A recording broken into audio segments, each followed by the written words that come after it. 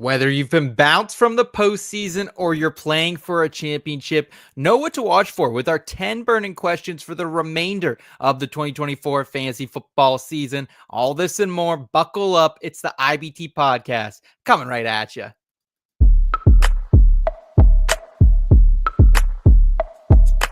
I've been going dummy, out of bounds, putting on a clinic. Stick around, carrots in my hardware. KC, caught him in the crosshair. Look at me, been the guy calling Mr. MVP. Keep your ass on the bench by my MPC. Earn my stripes like I fix this league. Your dog's on the turf, my dog's in the street. You can find me somewhere in between. Never a dull moment like a movie scene. About to do the ops like I did this beat. Let them keep talking RG3. Coming to you live. This is the In Between Fantasy Football Podcast. All right.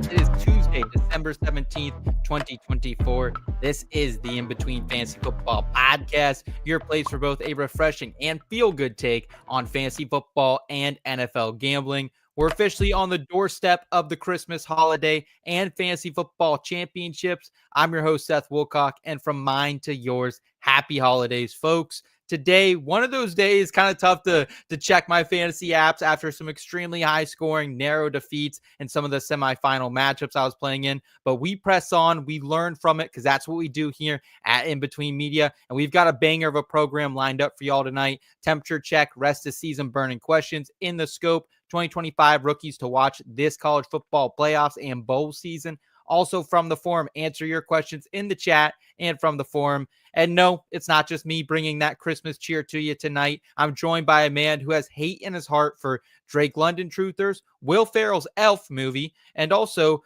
Christmas ham itself, our entertainment and NFL betting pundit, Boston's boy, Steve Lawson. Steve, how are you?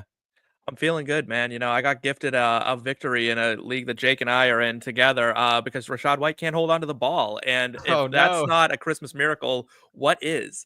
So I won by 0.5 points, just about. Wow. Yeah, it was a tight one. And now I'm in the championship, and I'm trying to make a little comeback in my home league right now to head to the championship there. Your boy's coming for it all. Love it. Love to hear the success stories from our guy, Steve Lawson. Also joining us tonight is the utility player at IBT from NFL, college football, golf, entertainment. This guy has an opinion on just about everything. Midwest kid, Jake Perry. What's up, Jake? Oh, I'm in the same boat as you. It's really hard to look at sleeper right now. Every team of mine that got a bye is in like a nail biter of a matchup. I'm like, I would have rather just played last week at this point. Oh, dude, I feel you, dude. And I had like the most teams I've ever gotten to the playoffs and probably the least amount I've ever gotten to the championship. So it's a tough go, but that's why I'm really excited for tonight's episode, because whether you are bounced from your playoffs or you're playing for a championship, these burning questions can kind of help us mold some opinions, some rankings heading into 2025. Also joining us is the behind-the-scenes producer of this program. This dude's a Yinzer. He's also a Ginger and an Indiana University of Pennsylvania alumnus, Mr. Kyle Scott. Jim, how are you? Merry Christmas to you and everyone in the Berg tonight. Thank you very much. It's a pleasure to be here this holiday season with the IBT family. And you know what? Thank you for reminding me that I am one of the few IUP alumnus at IBT. We are an IUP company at this point. Yes, we are. At least four of us. But we definitely outweigh Steve's Florida State family. I would say that for sure. No more Seminoles on this program for me. But y'all are just mad because you couldn't get in. Couldn't afford it. Hard to hate the club from the outside. I feel like I could have gotten into Florida State. Bert Kreischer got in there. Yes, that's true. Did he really? Did he go there? Yeah. Do you know when I went, he was not one of the more like notable alumni from Florida State? That's because his come up has been in the last 7-8 years. Yeah. Really. No, like we just missed his come up, so it was really it's unfortunate. I like one of the founders of YouTube, Chad Hurley, was an IUP journalism alum. So we got that going for us, Kyle. And Jake, do you got any notable alums from your alma mater? I got to check my undergrad. I know from my my master's degree, we have Kay Cannon, who wrote the Pitch Perfect movies. Okay. So that one's Cool. pretty cool. Some Okay. politicians, current NBA legend Max Strus, 6th Man of the Year winner. Okay. He was there, Nice. and I'm checking my undergrad now and see if anybody is cool from there. And the answer is the founder of Converse went to Florida State. Yes, Steve also allegedly was in the grocery store with Jameis Winston when they snuck out some crab legs. So we got that going for us too on the show tonight. Yeah, an accomplice, one might say. Allegedly. Shout out to the IBT family. Merry Christmas. Thank you all for tuning in. If you're watching here on YouTube, please like this video if you enjoy this type of content, and subscribe to the whole damn channel while you're here. We got all the content still coming from you right at the end of the season, whether you're into NFL, college football, and NASCAR, PGA, entertainment. We got a little bit of everything for you over here. We're going to help you make money. And we're just a few subscribers away from hitting 1.3K. So please help us get there. It'd be a great Christmas and end of year gift to us. We got Albert hanging with us tonight. What's up, Albert? Good to see you, brother. Guys, what do you say, though? Should we go ahead and jump into some temperature check and get these burning questions going? Let's do it. Hit that theme. All right, let's do it.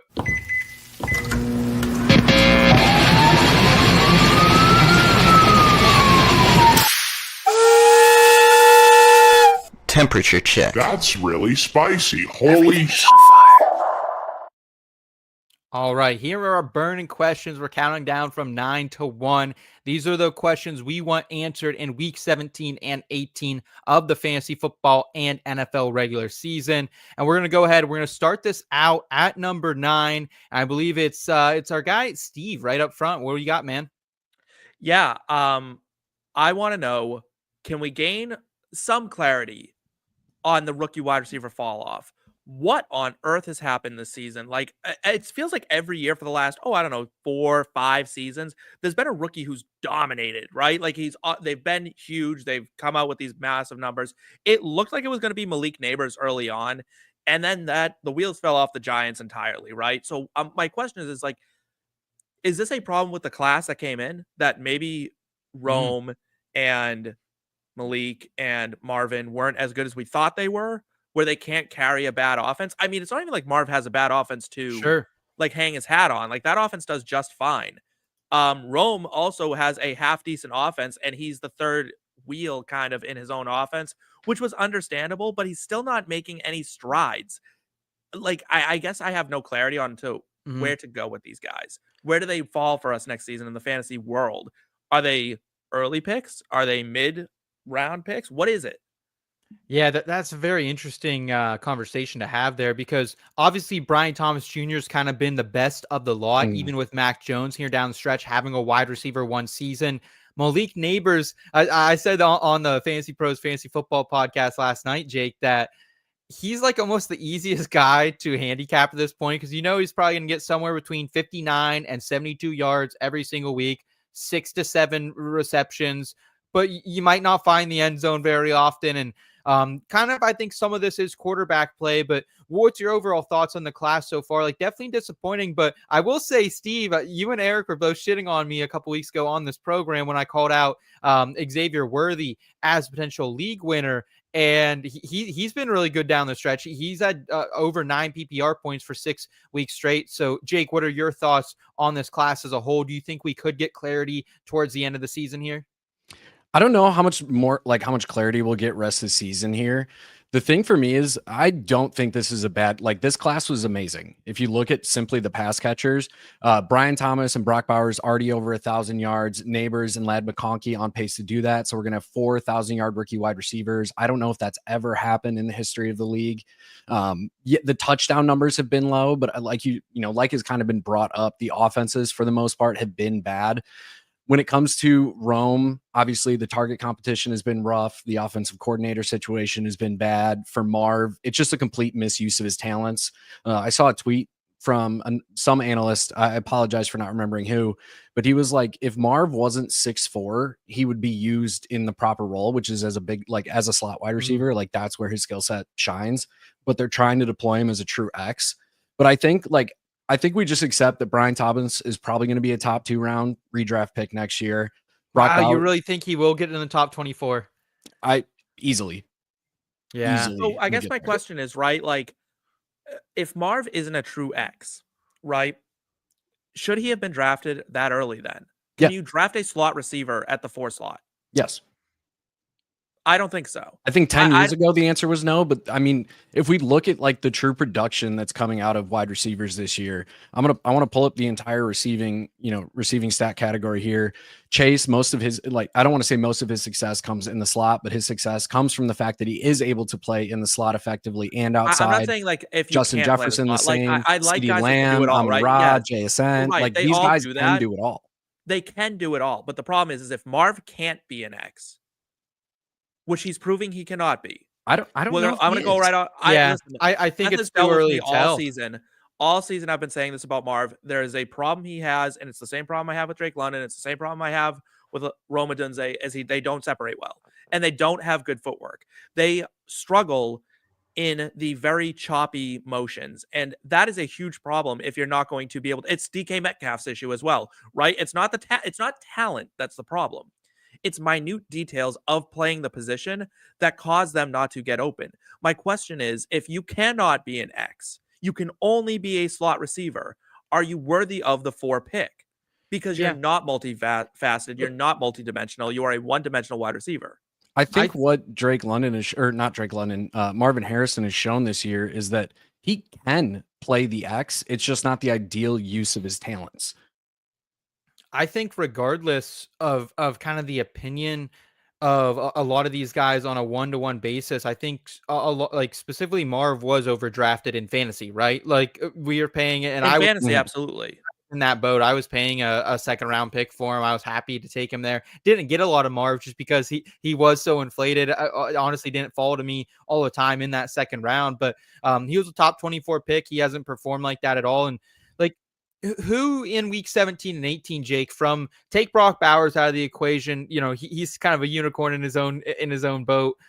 Who coming down the stretch here is a must start from this class? Obviously, Ladd, Brian Thomas Jr., Malik Neighbors. You're starting those 3 and probably Xavier Worthy at this point. I'd say those 4 are lineup locks. And I would say more than anything, I've been disappointed with the depth of this class. Like Ricky Pearsall, he was starting to come on, kind of fell down the drain a little bit. We never saw Xavier Legette while he's lightning in an interview. We never saw him kind of take that next step too so far. So I think Roman Wilson hasn't seen the field. So I think it's more just the depth that's shocking to me too.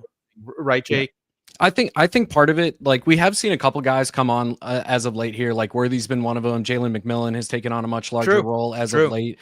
I think this just goes to what this class was. This class was a lot of talented wide receivers who needed to continue to make steps at the next level. A little raw. Yeah, we've seen guys like Brian Thomas do it. I think Ladd has done it really, really well. Neighbors, I mean, we aren't talking about Malik Neighbors enough, considering he's going to break the rookie reception record. Yeah, pretty easily. Him and Bowers are both going to break it.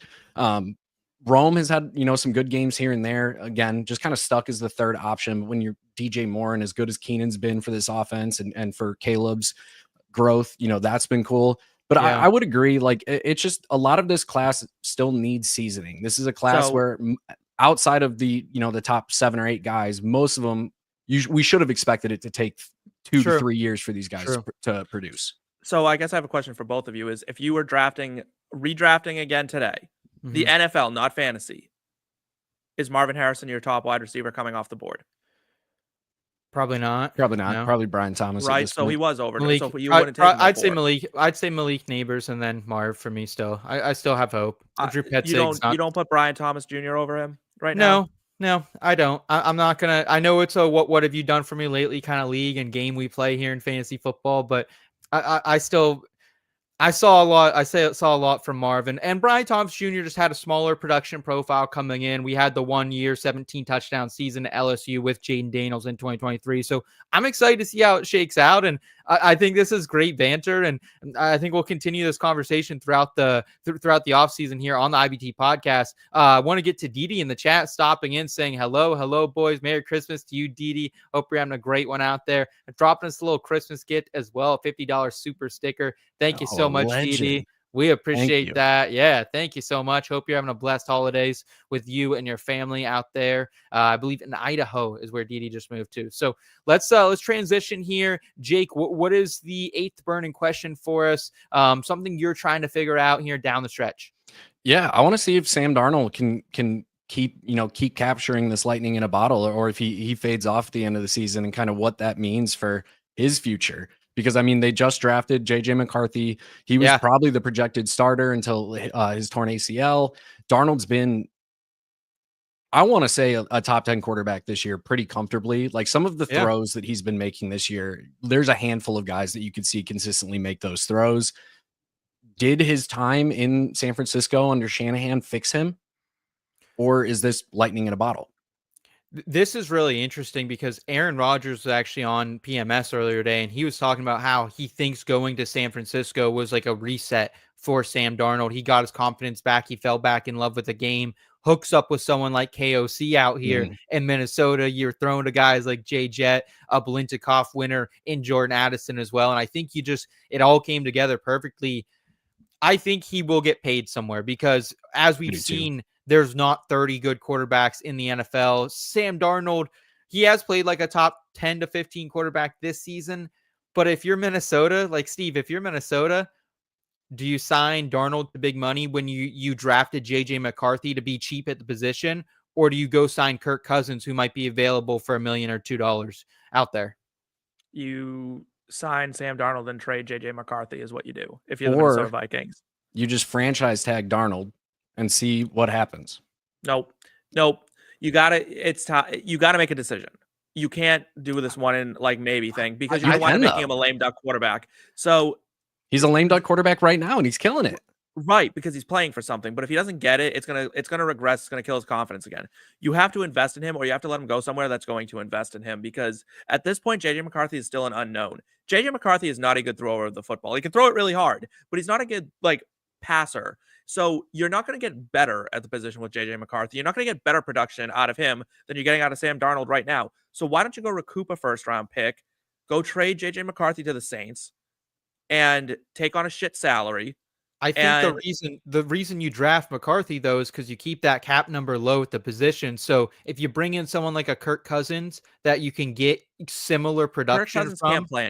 So that's out the window. There's guys out there that maybe you could go with, but why would you do that when this man has you at 12-2? It's not like this guy, or 13-2. I'm sorry. This is a bona fide top 12, top 10 guy right now in the league. He's putting up numbers that if Josh Allen and Lamar Jackson weren't going absolutely berserk on the league right now, he'd be in the MVP conversation. True. You know what I mean?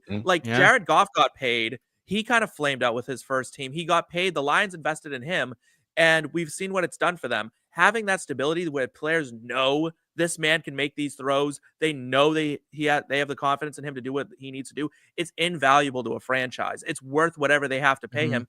Right now, he's on a 1-year prove-it deal. He's not going to get $50 million. He can't command that right now because he's only done it once. He might get 35. He might get 35. Daniel Jones got a lot. I think he'll get similar to Baker. Is the reason why Sam Darnold won't get the money that he wants to get. Listen, this is the time you need to make a move, right? Kevin O'Connell has shown that he has turned Sam Darnold into a legitimate threat at the quarterback position. You have Addison, you have Jefferson locked up, you have Hawkinson locked up. You go trade McCarthy. You use a first-round pick this year, bring in like an offensive or a defensive player, get a defensive back in that situation. You are primed for a Super Bowl. The window is now. You don't have time to wait for JJ McCarthy. Jake, rest of season, probably a top 10 start for Sam Darnold. Week 18, if you're a sicko like that, he's playing the Lions, so great matchup there. Packers this week, which Packers have been somewhat stingier, but you are playing in that home environment in Minneapolis. Yeah, I think there's very few guys I trust in my lineup more than Sam Darnold right now. Like just the way he's commanding that offense it can't be beat right now. Like there's very few people that are processing the football field as well as he is. All right, number 7. Does Bryce Young deserve another year as the Carolina Panthers starter?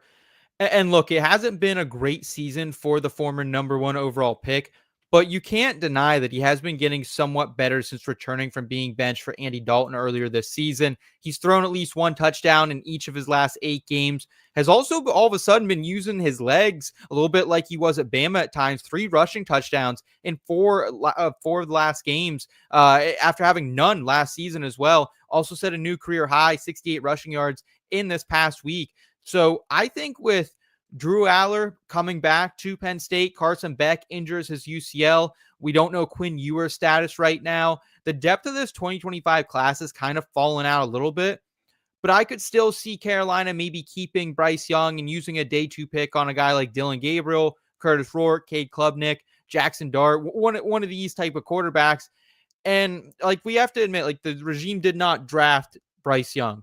So maybe they move off of him or at least bring in more competition. They'll still keep him on that rookie deal. He's proved that. But Carolina is 3-4 in their last 7 games. 3 of those losses were 1-score games. So they could very easily be 6-1 in this span. And I think these last 2 games against the Buccaneers and Falcons, Steve, will tell us a lot about Bryce Young's future in Carolina. Yeah, I don't know if Bryce Young has done enough. Frankly, like when people are like, oh, he's improved, it really winds up looking like 58 to 62% completion percentage, 100 and some odd yards and a touchdown. It hasn't been great. The running game in Carolina has been phenomenal. We know Dave Canellis is very, very, very good at scheming his running backs. We also know Dave Canellis is very, very good at scheming quarterbacks, and Bryce Young still looks like a bottom 20, bottom 25 quarterback most of the time he's out there. But he looks like a starter at least now. He didn't earlier this season. He didn't, but I think at this point, you're getting him in desperation mode, right? He's playing as hard as he's going to play. You can't commit to long-term with him. If you have a chance to go get a quarterback in this draft that's better, I don't know exactly who's going to come out, but at this point, I think there's options on the market. Like, say Sam Darnold comes available. I think that's a better investment for your franchise than Bryce Young is. Now, Carolina's in a weird situation where they are so bad. There are so many holes on that team. It's kind of ridiculous. That's why I don't think they can pay a first-round price for a quarterback right now. I don't think they can either. I think their best option is to pay somebody. I think their best option is to go get Sam Darnold, ideally. Kirk Cousins. It can't be. Kirk Cousins is going to Daniel Jones. retire. He needs to retire. Kirk Cousins needs to retire. Is what needs to happen. Oh, come on. I think the Cowboys could go and trade Dak. That could be an option for Carolina. There's some options out there. If the Rams don't make it to the playoffs or something, Stafford might be available. But Bryce Young is not the answer for Carolina anymore. Jake, if you have Bryce Young in Dynasty, are you using this, kind of hot stretch, if you want to call it that, for the former number 1 overall pick as a chance to get out, a window for you to trade him? Or are you holding on and hoping, hey, maybe Carolina does draft like a Rourke or someone in this, day 2, day 3, and it's just him and Young gunning it out here the next year? Yeah, I'm holding Bryce unless I'm getting a first round pick in return, essentially. Oh yeah, I don't think maybe I could see you getting a high 2, but I think a first would be tough. Yeah. Yeah. I mean, Bryce, since he returned to the starting job 6 weeks ago now, he's 1 spot ahead of Russell Wilson in EPA per play, 2 spots ahead of Justin Herbert, 3 spots ahead of Drake May, 6 spots ahead of Geno Smith, well above CJ Stroud in that same span. Like, Bryce has certainly earned an opportunity to stay there. Will they bring in some competition? I'm sure. But they also, that competition could be like a Jameis Winston where Mason Rudolph. Yeah. Like I don't think they go out in this draft class and take anybody, mostly because it's just not a very good quarterback class, in my opinion. And they're not going to be drafting high enough to get the only 2 quarterbacks I feel worthy of a first in Sanders or Ward. So I'm holding Bryce. I think, brighter pastures are ahead. Is he ever going to be a world beater? No, but he's going to be a guy that, like, worst case scenario, I can plug in as my quarterback too and feel fine about it. Yeah, certainly. Let's go ahead and get to number 6. What do you have for us, Steve? Yeah, my question is basically, is the running back by committee dead? And I have loved this development for the NFL. I was pretty sick of the RBBC. I think it's so obvious that running back is such a position of, like, they need that rhythm, right? In everything, Sure. right? You can't, no other position operates by committee. And all of a sudden we were doing it with the running back position, which was so strange to me. And I guess like I'm looking at these games and there's no more committees. Is this kind of the end of it? Like I'm wondering, is this kind of it where it's like we've gone away from that? Even the 49ers, who are known for being a committee usage, the Dolphins in the same vein, right? They're going away from it. Yeah. It's Achan's backfield, it's McCaffrey's backfield, and then it's, Mason's backfield, and then it's Garendo's backfield, and it's Taylor's backfield. Yeah. Even like the Seahawks, who they have a day 2 pick, Zach Charbonnet, high profile guy. Whenever he gets in there as a starter, serviceable. As soon as K-Dub3 comes back, Walker's getting 20 plus touches. We only saw Zach Charbonnet in a game where Walker even got hurt this past week, have 1 carry. Like, and then there's the same situation down there with Sean McVay and the Rams, right? Like, they use a day 2 pick on Blake Corum. I'm giddy as all hell that we got a Big Ten back up there, and he's going to be explosive for the Rams, and he barely touches the ball this year. And like when you see a running back take over a backfield this year, a la Chase Brown, they just go ballistic. So Jake, how do you feel about this? Because this is one of the deepest running back classes we've ever seen. I mean, I'm going to talk about it here in a little bit, but I mean, we're going 24 deep in this thing. You could get a serviceable running back in the NFL, I believe. So do you think the committee approach is dead, or do you just think that there are teams that their philosophy is just, hey, we're going to lean on one guy until we can't? I think it's just the state of the current NFL.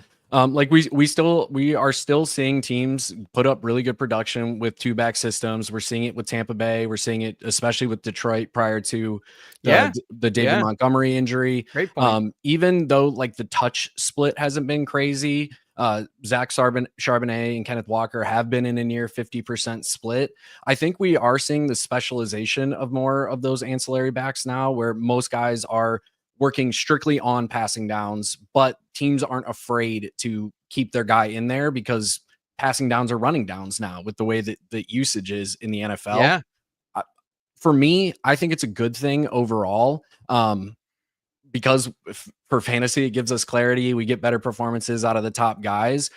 But when it comes to the class that's coming in as well, there's a lot of really mid starting running backs in the league right now. So it doesn't worry me as much, just because there's a lot of guys who are going to go out. And I mean, even last year, if we're looking at, snap percentages of running backs, we had, 8 to 10 guys over 65%.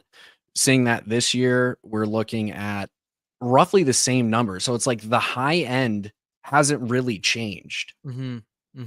Yeah, it's definitely an interesting situation. And I think for fantasy, there's just less running back 2s on a team that you feel comfortable rolling out. Like last year, you felt comfortable starting Jaylen Warren almost every single week in your flex. You don't feel that way anymore. I mean, you barely want to start Najee for the Steelers right now, but it's very interesting. Like besides Montgomery and Gibbs, like there weren't and Rachaad White and Bucky Irving, there weren't a lot of 2 running back systems you were kind of comfortable rolling out every single week. So very interesting point, Steve. And hopefully we do get some clarification on it down the stretch here.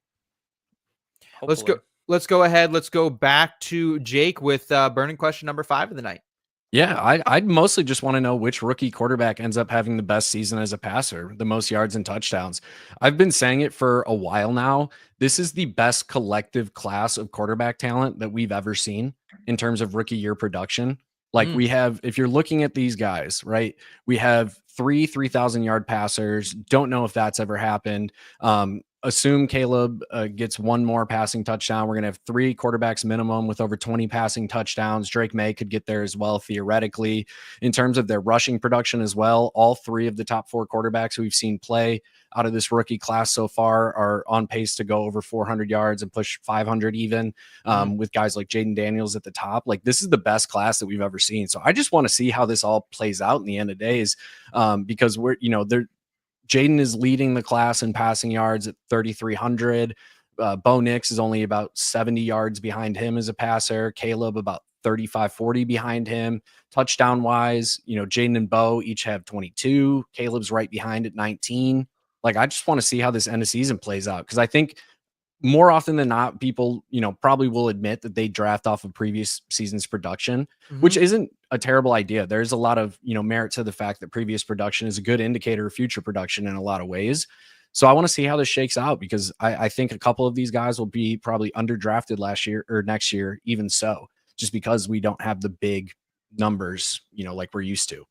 Yeah, and we just did our rookie redraft a couple weeks ago, and all these guys that, like, Bo Nix was a fringe first round pick, right? Drake May was falling a little bit down draft boards, and we pushed them back up into the top 5, into the top 6. So, I think these quarterbacks have been impressive so far. We're going to talk about one a little bit later on as well. But I want to keep it moving here with my number 4 question of the night. Did Jerry Jeudy take the next step? This is something I have been trying to get Jerry Jeudy right, boys, for years now. I was a big fan coming out of Bama. He had 2,500 yards, 24 touchdowns across his last 2 seasons there.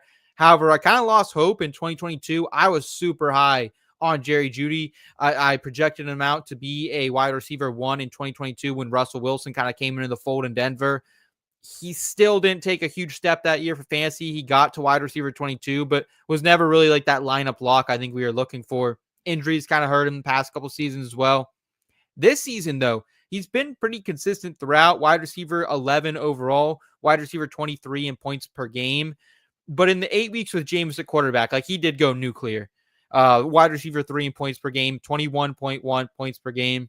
However, in just one game with DTR as a full-time starter, 2 for 20, 3 targets, 4 fantasy points, killed you if you played him. He has the Dolphins and the Ravens to close out the season.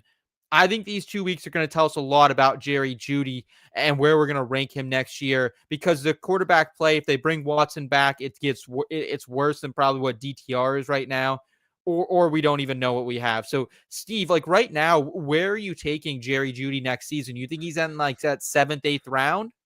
No, Jerry Jeudy is not good. I'm sorry to say it. It's just the You're a hater. You're a hater, brother. I'm not a hater, dude. Like, he's listen, he benefited so much from the Jameis Winston effect that so many people can feed off of. It's crazy. Jameis Winston does not care if you're covered, right? Jerry Jeudy does not get open.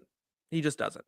And Jameis Winston doesn't care about that. It's a wonderfully chaotic way of playing football, but it leads to wide receiver 3 seasons for guys like Jerry Jeudy, who otherwise wouldn't sniff a top 25, top 30 season. He was pretty consistent, though, even before Winston took over. Even with Watson, like, he wasn't putting up big games, but he was averaging right over 11, 12 points. So he did get the boost, a 9.9 or 8-point boost there when Winston came in.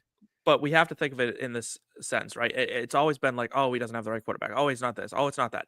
He's been through systems. He's been through different coaches. He's been through different quarterbacks. The only time he's ever been good is with Jameis Winston, because Jameis Winston doesn't give a shit about anything. And, like, Jerry Jeudy is what he is. Jerry Jeudy is a wide receiver 3, fringe wide receiver 4 in the NFL. And that's what he will remain for the entirety of his career, which I don't know how long it'll be. I hope it's long. But he's not very good. It's just, you can watch him play and you're like, this is not an elite wide receiver. You say that, and I want to believe you, because I saw so many years of believing that myself. But then Jake, we see him go out and drop 200. Yes, but then we go see Jake. We saw him two weeks ago a couple weeks ago at this point, but drop 200 plus yards on his former team, the Broncos. So where are you drafting Jerry Jeudy next season right now? And do you think that could change based on what we see at the end of the season here with DTR, who was confirmed to be the starter as long as health gives so? Yeah, I'm just not drafting him next year. I'm very much on Steve's side here, that he's okay. He is a good NFL wide receiver. He's a guy you want on your team because he is, kind of like the guys we were talking about earlier. You can put him in the slot. He can play outside. You can line him up the Y, the X, the F. It doesn't matter. Like, you can put him in different spots and he can do what he needs to do. Fantasy wise, though, like, even as good as this season has been, when you're looking at the raw numbers, like, target total is basically in line with his rookie year. Yeah. Overall production basically in line with 2022. Like, this is just kind of who he is. He's a guy who will get between, assuming full season of health, semi-decent quarterback play, he'll be between 800 and maybe 1100 maybe this year is what he's pacing for. Yeah, exactly. But he's never going to score a ton of touchdowns because it's just not his role in the offense. He's not dominant. He's not good in that area, especially he doesn't earn red zone could targets. He be next year, because he will be the de facto one there with alongside David Njoku for the top pass catcher. So could he? You don't think he could get to 10 touchdowns next year? It's possible, but it's unlikely. As you mentioned, with this being a deep running back class, it's also a pretty deep wide receiver class. So it wouldn't surprise me to see them bring talent in there. It even took a Cedric Tillman injury for Jeudy to really take off. Yeah, it's a good point. So I was high on Tillman. Yeah, and I like Tillman too, but it's just like the class, the offense. Deshaun Watson's not going to lead. Nobody on that team is going to score 10 touchdowns next year. Like, he can't move the ball effectively. And if they're not going to bring Jameis back, if Watson isn't healthy to start the year and it's going to be DTR, I just don't really want any piece of this offense, but Jeudy especially. He's probably going to go in like the 5th or 6th round of drafts. And there's just so many other options I'd rather have there. Yeah, I was going to say, like, I would consider it the 7th or 8th, because that's always been like the Jerry Jeudy rounds, right? Like, he's always kind of falling back. You could do worse. Yeah, right. So, yeah, no, it was funny, though. This was kind of one of the one seasons other than the county league. We have, Jake, I think you're in that league as well. My co-manager, Nubs, he was big on Jerry Jeudy, and I didn't want to do it, but that's the only place I have Jerry Jeudy. He was a rock star for us. We were like 0-10 in that league, and we battled back to like 12-12.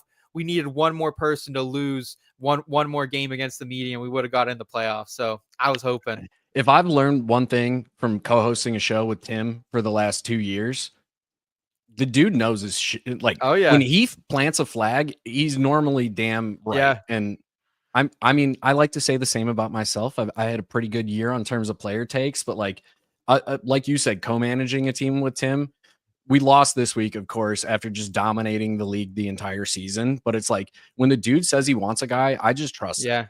Yeah. JSN and Jerry Jeudy, that was the team this year. They got it done for us. Let's go ahead. Let's get back to some more questions here. And Steve, or actually, I believe Jake, you're back up with Steve at number 3 here. Yeah, and my question is very simple. Is Jayden Daniels already a top 5 quarterback in the NFL? No. I would say yes. I don't think there's many other guys who can do what he did. I think he's in the conversation for sure. I would struggle to pick 5 guys I want over him who can do more than him with what he has at his disposal. Terry McLaurin is very good. After that, you have Noah Brown, De'Ami Brown, Zach Ertz, Brian Robinson Jr. It's not pretty. It's not pretty. And he just stormed back and destroyed the Eagles' defense that has been elite. Yeah. Elite.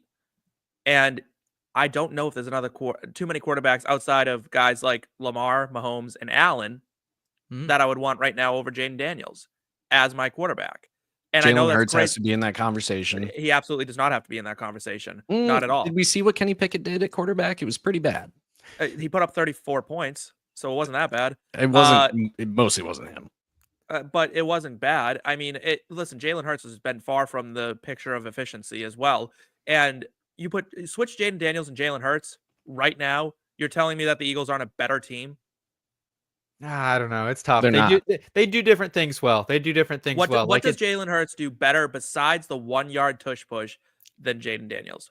Score touchdowns, not turn the ball over. Yeah, I was going to say, just manufacture a little more sustainable drive. Sometimes, like we saw on Sunday a little bit, Daniels got himself into a little bit of a hole, had to kind of claw his way back. We've seen that multiple times. We saw that against Chicago. I'm curious, the Commanders set up pretty well to end the season here. They have the Cowboys in Week 18 and the Falcons. So obviously, if you're still playing in fantasy, you're starting Jayden Daniels the rest of the season. You've been starting him all season long. It's not a question about it. The question here is, can he put himself into that top 5 dynasty quarterback conversation, I think, as well, or like redraft conversation? I think he very well could, especially with the Falcons aren't a matchup that scares me, or the Cowboys, Jake. So I feel like we're going to have a good run, at least with Daniels here and in the postseason. Yeah, I will say he's a top 5 dynasty quarterback for me, without question. Redraft next year too, you think? Yeah. Yeah. Okay. Fantasy wise, without a doubt, just because his ceiling is always going to be higher than your Burrows, than your Mahomes, than even your Herberts, like who offers a little more rushing upside than the other two. It's just how it is. Like you in fantasy, you need the rushing upside. I just don't know if like as a pure quarterback playing in the NFL right now, like obviously he's playing out of his mind. He's playing like a top 10 guy. I just don't know if I'm ready for top 5 yet. Okay. Let's go ahead. Let's get to question number 2 from Jake. What do we got? I just want to see some continued growth from Caleb Williams, and will we continue to see it? I think Caleb Williams' season has been overhated in a lot of ways. I've been very vocal about that on Twitter, people loving to bring up his time to throw and then commenting how Bo Nix gets rid of it so much faster when Bo Nix has had a longer time to throw pretty much the entire season. Yeah. Like there's things that Caleb needs to grow on, absolutely, but he's having one of the best rookie quarterback seasons in recent memory. He's breaking NFL records. He's on pace to break Aaron Rodgers' record of passes without an interception. Like he's doing a lot of things really well, but can we see that growth? Like his deep ball, I think definitely took a step forward in this most recent game. If it weren't for a fumble caused by Roma Doomsday and a second fumble by Roma Doomsday, like I think we're having a different conversation about this game. I think it looked a lot closer, but I just want to see this continued growth. I want to see him, these last 2 weeks, he's mitigated taking sacks really effectively. The 2 weeks prior, he took 12 sacks over those 2 weeks. Last 2 weeks, only 4. So I just want to see that continued growth. And I just need to know if we will see it, because the Bears season's over. Like we're playing for nothing, but we're playing to keep Caleb Williams healthy and keep his development going. And I just want to make sure we see that. Yeah. Seahawks and Packers. So matchups I'm not necessarily running from, but not great matchups, I would say either way. But yeah, and you are right, Jake. Like this has been an impressive run for Caleb Williams, specifically, I think, Steve, because like this is an interim OC. It's not the same offensive coordinator. I mean, better off it's not Shane Waldron. I think we can all say that. But still, like he has been producing, and for fantasy terms as well. You've gotten some high highs from Caleb. I had to start him in a pinch in one league a few weeks ago, and he came through for me brilliantly. And he's gotten a lot out of Keenan Allen, who looks like he's regressed a little bit as far as like speed, but still been very good for fantasy over, wide receiver 1 the past month. Yeah.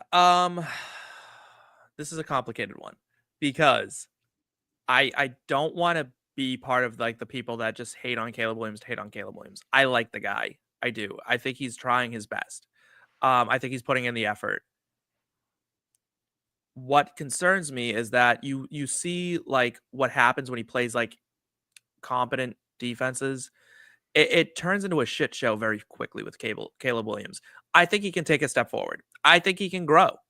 I don't think he'll ever be worth the number 1 pick. I don't think that was ever the right call.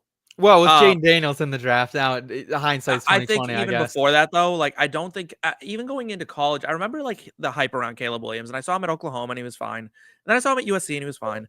And it just seemed like this hype swirled around this guy because he was Mahomesian-esque in the way he played. Yeah. But play style doesn't mean success, and it never did. He never won. And I'm like, if you're that good, why aren't you winning? Why aren't you doing better? Why aren't you having first round receivers? Why aren't you fooling us into drafting guys that aren't good? Jordan Addison was first round, but Kenny Pickett got him there for sure. Yeah, like it's like, why is this happening? What am I not seeing with him? And what I don't see from him, I don't want to bring up time to throw because it is beaten to death, but he does take stupid sacks. He's got arguably the worst line in the league. He does have the worst line in the league, but he also has a propensity to like run before he knows where he's going. He kind of just takes off. Yeah. And he just he runs himself into bad situations.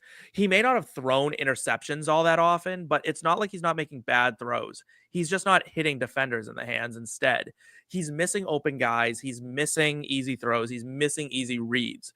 What concerns me is that Caleb Williams may not be able to process the game as fast as you need to process the game in order to succeed at a higher level. And I'll admit all of this. I'm a Bears fan. I was a Caleb Williams quarterback 1 guy. I still believe he's going to end up being the best quarterback in the class. Maybe not the best fantasy producer, but as an NFL product, I think he will be the best in this class.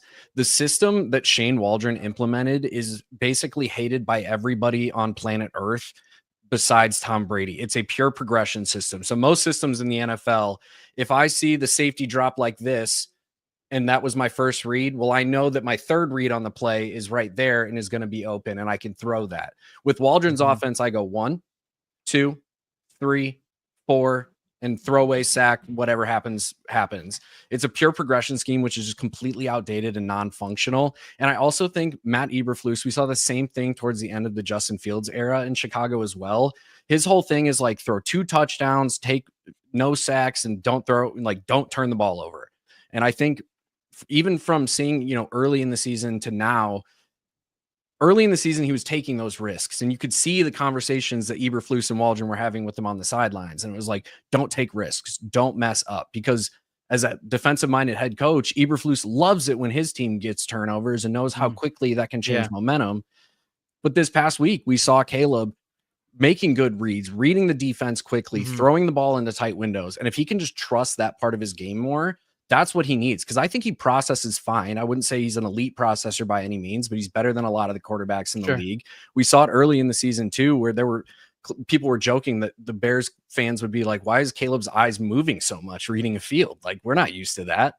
So I think there's a lot of good to Caleb's game, and I just want to see that continue to grow, because he's got the physical talent. It's just a matter of getting his brain to process and at an NFL speed, not college speed. I'm excited for it. The biggest thing I want to see from growth is as a leader. I didn't like kind of the laying down on the bench, just looked like he didn't want to be there, and he was just really disgruntled a few weeks ago. And I just need to see better leadership out of the kid. That's what I want to see, but I am excited to see it here as we round out the season. Last burning question for us. Can Aaron Rodgers succeed with the Jets, Davante Adams, and Garrett Wilson?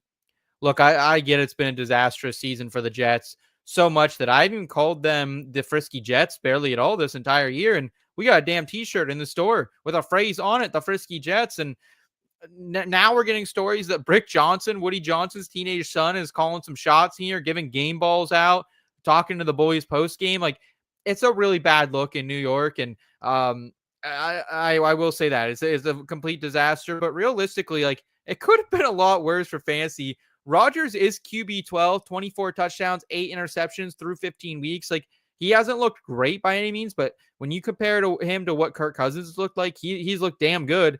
Garrett Wilson is in line with career averages of reception and yards, set a new career high in touchdowns. Wide receiver 8 overall, wide receiver 17 in points per game.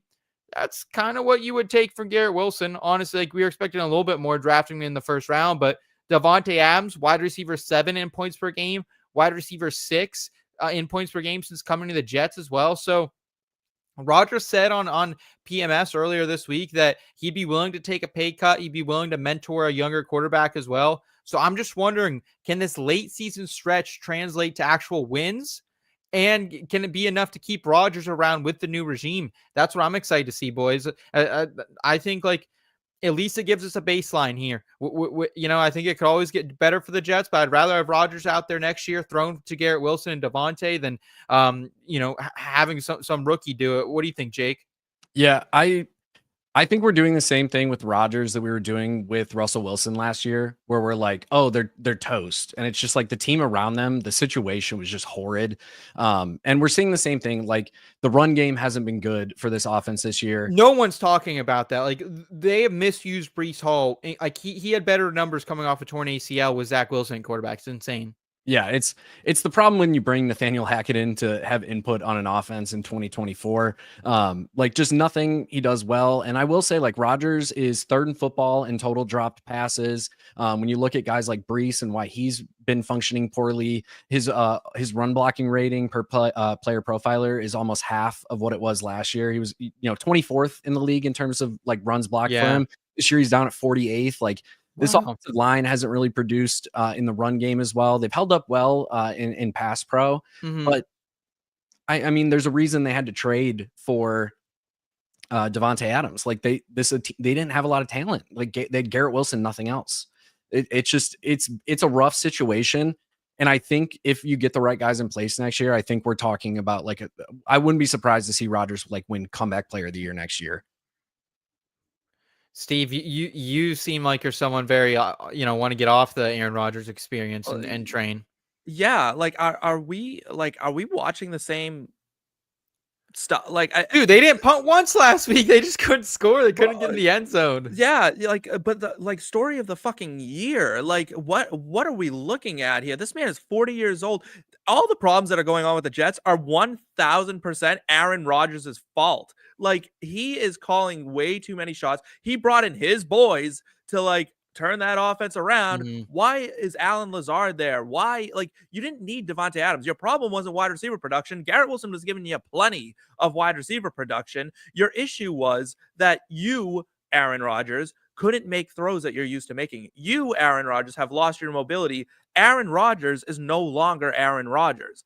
And now he's sitting there and he's playing his little sad game and it's so fucking fitting to watch it happen. It couldn't happen to a nicer guy. Watching him have to get up there and grovel and be like, I'll take a pay cut. I'll mentor. If that comes across as anything other than groveling, people are trying to romanticize what's happening with Aaron Rodgers. He's not generous. He's not kind. He's not a good person. He sits up there and I don't want to start taking shots at the guy because I disagree. I do think he's a good person. I do think he is generous. Well, all the problems that he's having right now this season are entirely his fault. And until he sits there and stands up there like a grown-ass man and owns them and says that he got solidified. Steve, there's a fucking teenager running this organization. That's the fucking they're blocking trades based off of Madden ratings. There's a teenager running the organization. You're absolutely right. He's wearing number 15 and playing quarterback for you. He sat there and he pouted till he got Davante Adams. He pouted till Salah was fired. He pouted till he got Alan Lazard. He didn't want Salah fired. This team Lazard signed before worse with Aaron Rodgers. This team is worse with Aaron Rodgers than it was with Zach Wilson. This team is worse with Aaron Rodgers than it was with Zach Wilson. There's and a y'all lot are of talking about is he that's the come defense. Back? The defense falling, the defense is falling apart.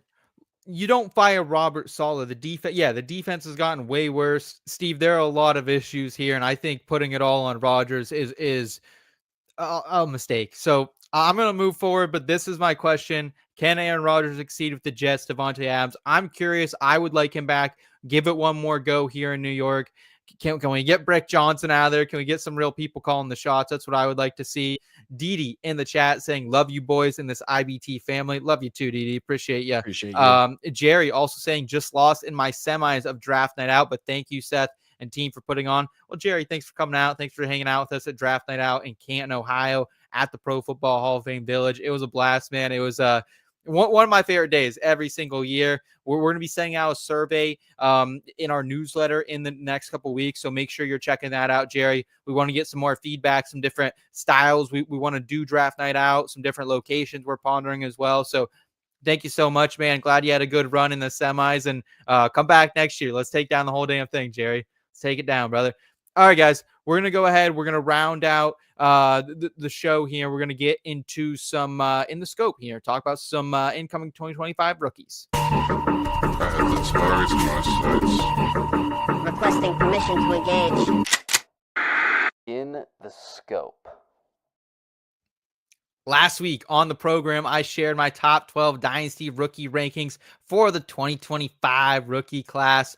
So with no more waivers after this week or in the scope this week, we'll highlight some incoming rookies who are playing both in the college football playoffs or other bowl games. And it's been really cool to see, guys. Usually we get big name first round talents who opt out of these games. We have the Colorado boys. We got Travis Hunter, Shador Sanders. They're playing for Dion here.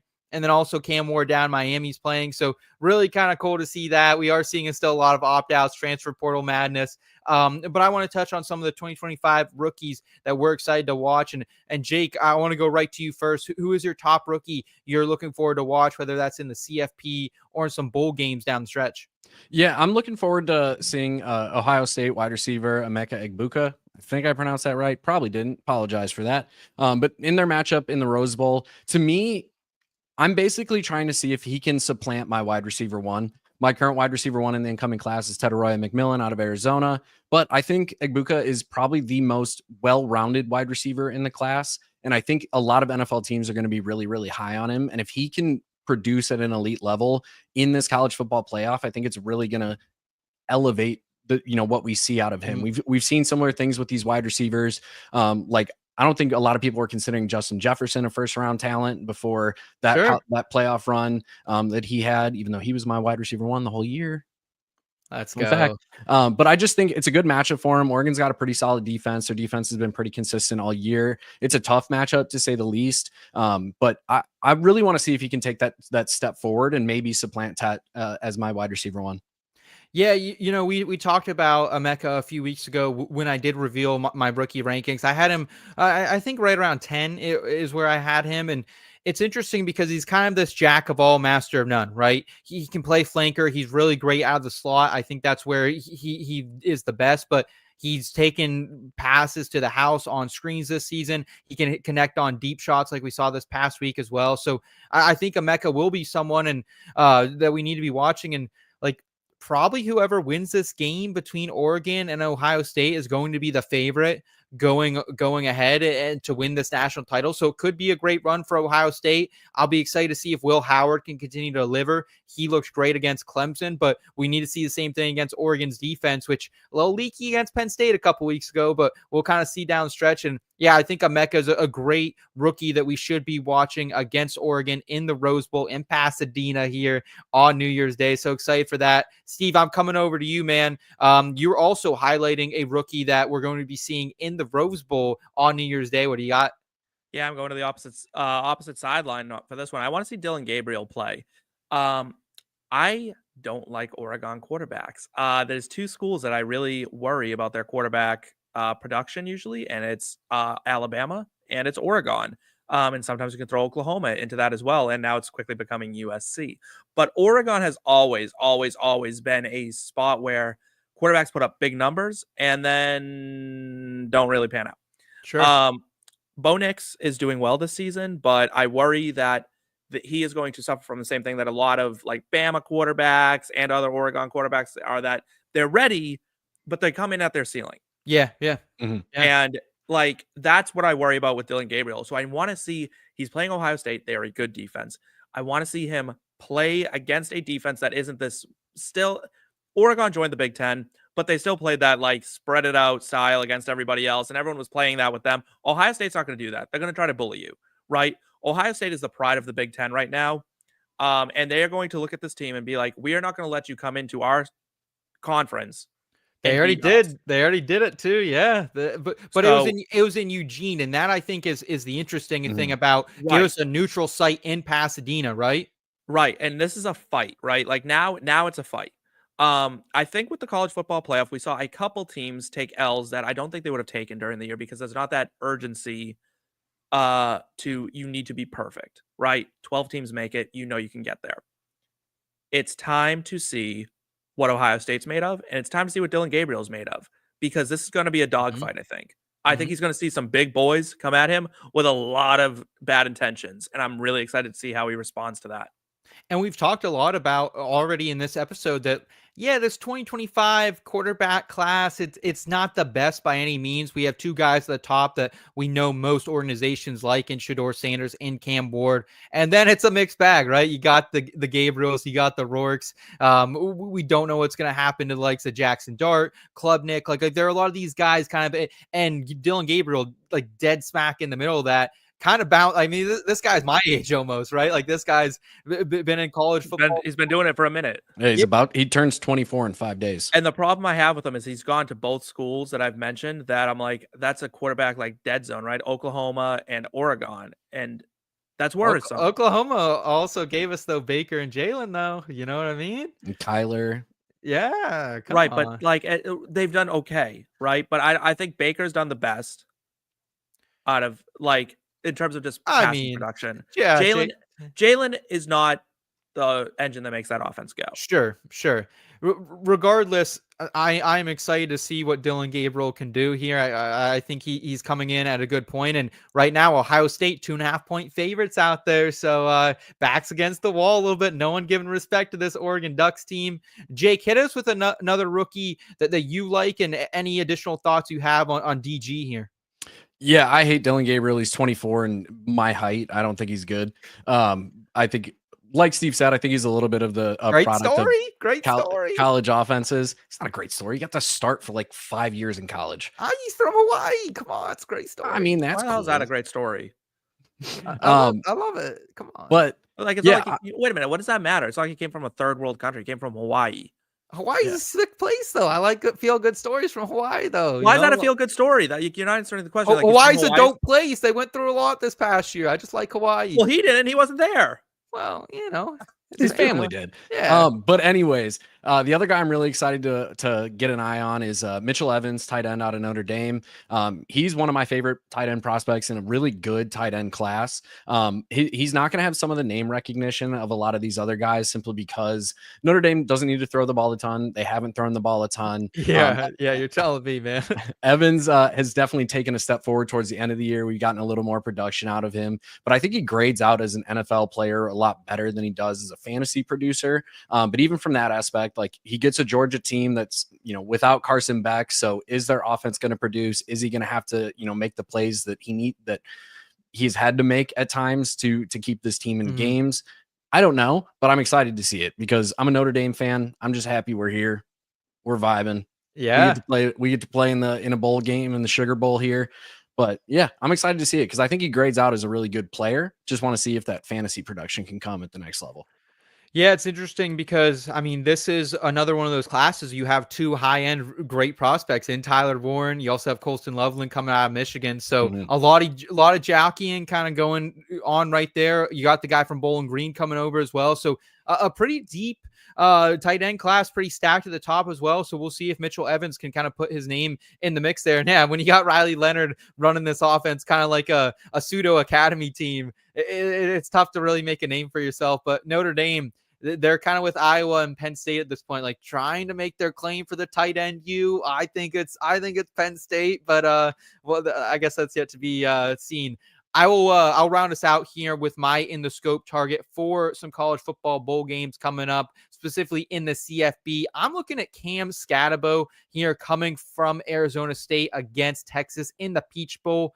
Cam is one of perhaps the most interesting prospects in this class for me at the running back position because he transferred to ASU from Sacramento State, #NorCal. Shout out to them for our guy, Bo McBrayer. After 2 seasons at Sacramento State, he lost a bunch of weight coming into the season, was in the best shape of his life. Actually, turned out to be true. I know we hear that all the time from these running backs, both at the collegiate and pro level, but it broke out to the tune of over 1,500 rushing yards, 19 touchdowns, but also he added 37 receptions, 500 plus yards, and 3 touchdowns through the air, which that makes him appealing for fantasy, right? That this guy had over 500 yards receiving, had 37 receptions. He could be this dual threat type player that we want from a dynasty and redraft perspective.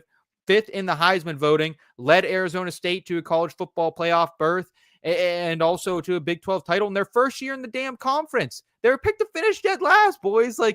Cam Skattebo has been the engine for this team, but still, this is we already talked about, one of the most legit running back classes I've ever seen. Nearly 24 RBs who I think could be the running back one of the 2024 class if we were looking back at it.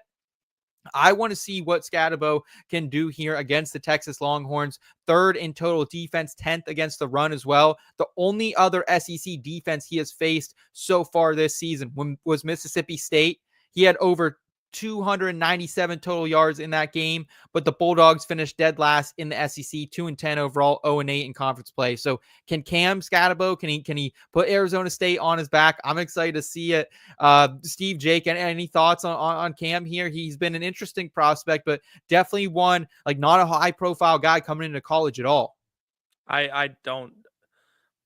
Again, it's yeah, he did great this year, but the Big 12 was it was like a JV conference. It wasn't exactly like he was playing right anybody. So Steve is one of those guys that he could go out and prove wrong if he did it against Texas this week. Yeah, he absolutely could. I don't think he will, but I think he could, and I need to see it in more than just one run, right? That's the other thing is a guy will be held 15 carries for 16 yards, and then he'll break off an 80-yarder, and everyone's see how good he is. And I'm he's got some big gainers. I'm I need to see it in more than one run. I need to see him break tackles. It's not about the yardage total. It's about what he looks like when he has the ball in his hands. Go watch the tape again. And he takes off. It doesn't Iowa State. That Iowa State tape is NFL general managers are going to be thinking about that all day because what NFL general managers are going to look at when it comes to this man right here is going to be this game. Because this is who he's playing against, the big boys now. So it's time to nut up or shut up. What do you think about Skattebo here? I think he's really slow. and not that good. And that's pretty much it. Iowa State, man, he tore those, dude. Get it, but again, we're talking about an old prospect at the position, a guy who had to, completely remake his body. People said the same shit about Chase Brown, dude. People said the same shit about Chase Brown. Yeah, and season. Chase Brown ran a 4.340 or 4.440. The projected 40 for Skattebo is like, we're going to be ecstatic if he breaks 4.6. Dude is not. He's not an NFL. He could be a goal line back. He can play like a Carson Steele modified fullback role. Yeah. I just really struggle, especially with, like you said, the talent in this class. When you're going up against Genty, Hampton, Johnson, Sampson, Jordan James, Trayvon Henderson, Judkins, Devin Neal, Singleton. Like, there's so many good running backs in this class. He's going to be like a late day 3 pick. Or honestly, it's probably better off for him to be a UDFA. He'll probably get more money that way. But I struggled to see, even in a good matchup against a good team. One, I don't think he's going to do that good in this matchup. I think it's not set up in his favor. But I don't think this game is going to change many NFL teams' opinions of him. Sure. No, it's a great opinion. And that's why I love this program. That's why I love the end of the season. So we can ask these type of questions and put these guys in the scope, under the microscope a little bit, and see other opinions, because I'm living in the moment. You know what I mean? I'm living in the moment. I'm living and dying with this stuff, but it's great to kind of zoom out a little bit. And from an NFL draft prospect, maybe not exactly fitting that model that we like every single year. Guys, we're going to go ahead and round out the program, though, now with From the Forum. We're going to take your questions in the chat. So if you have them, lay them on us, and let's get right into that. If you're up, start thinking about what to do. Here in between, we got advice for you. Back and forth all day, trying to pick the play. Let's hear what them boys here had to say. Presented by the Fantasy Football Advice Network. It's the Fantasy Football Advice Network. You can find it at fantasyfootballadvice.com. Also, download the Fantasy Sports Advice Network app. You can connect with other fantasy football creators, fans. You can get direct access to different analysts. If you're monetizing your content, you can do that right over there as well. It's a great platform. Make sure you guys are checking it out. And big news over in those streets. I made it back to the first page of the rankings. You can actually, it's gamified. So the more you interact, the more you chat with others, ask questions, give advice, you're going to move up the leaderboard. So back onto the first page, boys. I'm coming for the top. All right. We have a question from our guy Wish List over there. He's saying, what are your 2024 Super Bowl picks right now? Lay them on me. So we're going to go ahead and we're going to go right to the draft, the Betting Pros draft board here for the odds. And we're going to check these out. What are we thinking, guys? How are you feeling about Super Bowl futures right now? Kansas City still the favorite at plus 450. Detroit plus 450 as well. Buffalo plus 475 is the best you can get them. Philly plus 650. Baltimore hanging out there right around 7.5 to 1, 11 to 1 for Minnesota. Green Bay 1,400. Steve, are you taking the chalk? Would you be drinking some of the juice of these heavy favorites, or is there maybe like a longer shot that you think maybe we could get some cash out value on? I'm going, I don't know if it's like a chalk pick. I'm going with the Ravens. If I'm picking one of these teams, I say Baltimore is the best team because they have the best player. So I'll take the guy who's doing it all. They have a solid enough defense to get it done. Their secondary has improved. It has improved significantly. That's huge. It was dog shit for a long time. It was shit. It was so bad. And it seems like Rashad Bateman's taken the step forward necessary to really be like a wide receiver 2 for this offense, where Mark Andrews is back to healthy. Zay Flowers is obviously Zay Flowers and doing his thing. And Derrick Henry has taken this team over the top. Like, yeah, they've lost some this year, but it was really kind of like early, and it was like, whatever. Like, they were kind of like almost sleepwalking through games. I think this is the year Lamar Jackson puts it all behind him and finally puts his stamp as the best player in the NFL. Okay. Jake, are you seeing any current value in the future odds right now? Again, we got right around 4.5 to 1, Kansas City and Detroit leading this thing off. It pains me to say it, but I actually think Green Bay is a really good value here. I think this team is really underrated by a lot of people. It pains me as a Bears fan to say it, but like, this team was throwing the ball a lot early in the year and was winning games. And then Jordan Love goes down and they're winning games with Malik Willis at quarterback. And now we're watching them with like the second or third worst pass rate over expected, just winning games, just letting Josh Jacobs shove it down people's throats. Their defense is playing do that lights one more out. time here. This is killing me. Yeah, like at this point, I struggle to see a team that Green Bay doesn't match up well against. And that's where I think Green Bay can return some really exciting value for people. Yeah, I'm very excited. I think Green Bay actually, I agree with you, 14-1, 13-1 at some books.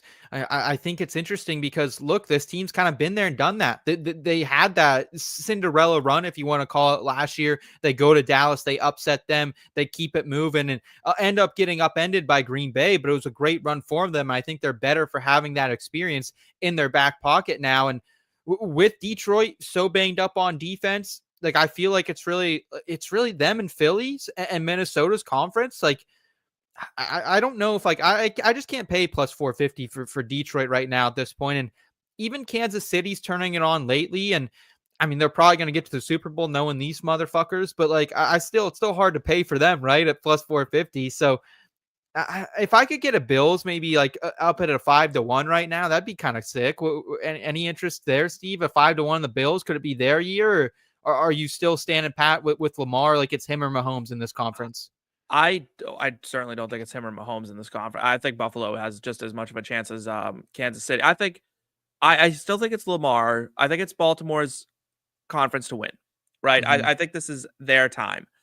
The NFC is much more wide open. I do like Green Bay. The problem is they don't have home field advantage, and that's such a big part of the Packers in the postseason is that home field advantage. I think at this point, I don't see a team that's going to be able to stop Detroit from taking the NFC. I think even Philly. Philly, something's up with Philly, and like I don't know, like they just seem like posers to me. I think it's really, if Saquon doesn't have a great game, I think that's a real problem, and I think Dan Campbell will do everything in his power to just stop that and be like try to beat us through the air. I just don't know if Philly's going to get there. I really do think it's going to be Baltimore, Detroit, with Baltimore coming out on top.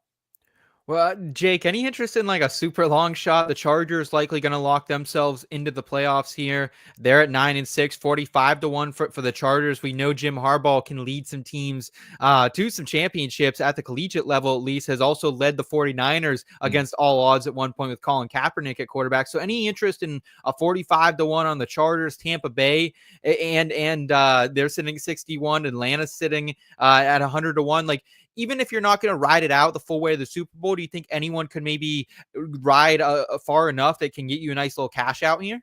If I'm going for a deep hit here, I need you to scroll down a little bit farther until you get down to Denver. Okay. I think Denver could be sneaky. And like you're saying, Washington? You're not necessarily trying to ride this out, but cash out value on it. If Denver clinches a playoff spot, which I believe they are currently in the playoffs, Los Angeles does have the tiebreaker over them, but the teams behind them that aren't eliminated are the Colts, Dolphins, and Bengals. I don't think any of those teams are good in terms of like a full collective team unit. Whereas Denver, their offense has shown, pretty competent at points this year. Defense has been one of the stronger ones in the league pretty consistently for most of the season. Like, if you're talking about a well-rounded football team at the end of the playoffs, I think they're one of the few. Okay. I like Washington as the deepest dive that I would take. Yeah, 60-1. It's not. Yeah, I kind of forgot about Washington. I didn't really put them up in that. Again, top 5 quarterback in the league, and they've shown they can beat Super Bowl caliber teams. If we're saying Philly is the favorite in the NFC, then Washington just beat them. So yeah. Great point, guys. Great discussion tonight. Thank you so much for giving us all of your time. Jake, you can find him on Twitter at Perry_FF. He does a ton of different content for us, whether that's NFL, college football, on the PGA, and the entertainment section as well. Steve, he's our leading entertainment betting expert here. Make sure you're checking him out on the Twitter bird at Steve_Lawson93 for all his great movie, TV, fantasy football, college football takes. He's got you covered over there. I'm Seth. I'm at between_SethFF. Easiest way, though, support us, guys. Please hit that subscribe button if you're new. Like this video if you enjoyed this type of content. Kyle, thanks for hanging out in the back end. IBT family, thanks for rocking and rolling with us in the chat. As always, we appreciate y'all. Hope you have a very Merry Christmas. We'll see you next Monday. Same place, same bad channel. Until then, win some fantasy football chips, folks, and keep it in between until next time. We'll see you. Thank you.